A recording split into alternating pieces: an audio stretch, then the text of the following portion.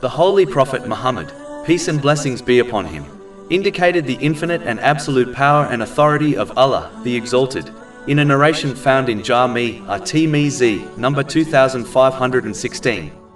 This narration advises that the entire creation cannot benefit a person if Allah, the Exalted, did not desire them to do so. Similarly, the entire creation together could not harm someone if Allah, the Exalted, did not desire them to.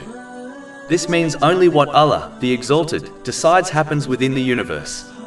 It is important to note that this advice does not indicate one should abandon using means, such as medicine, but it means that one can use the means as they have been created by none other than Allah, the Exalted.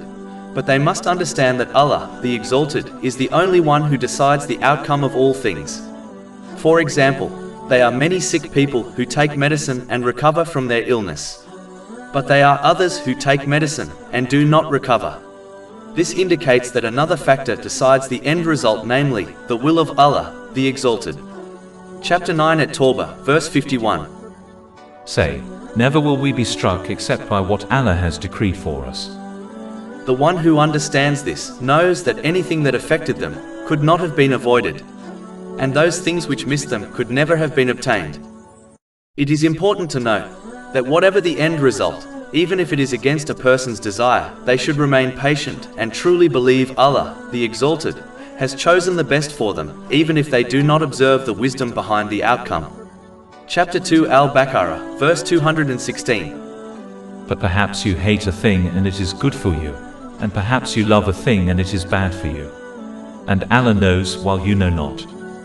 When one truly understands this truth, they stop relying on the creation, knowing they cannot innately harm or benefit them.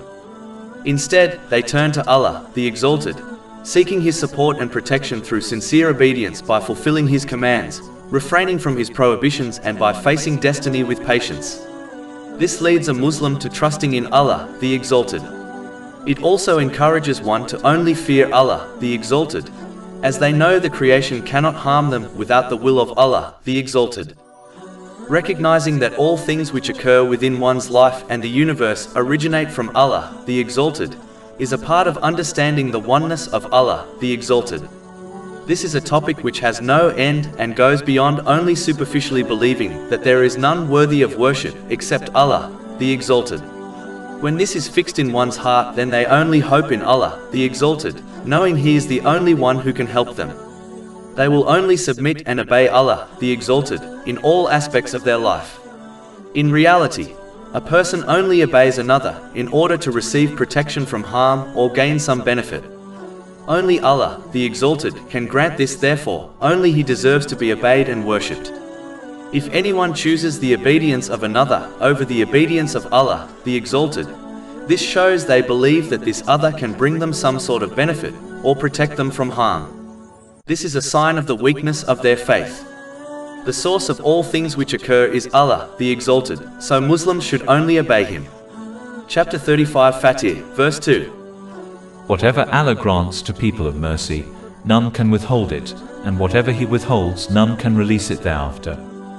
It is important to note that obeying a person which encourages the obedience of Allah, the Exalted, in reality is obeying Allah, the Exalted.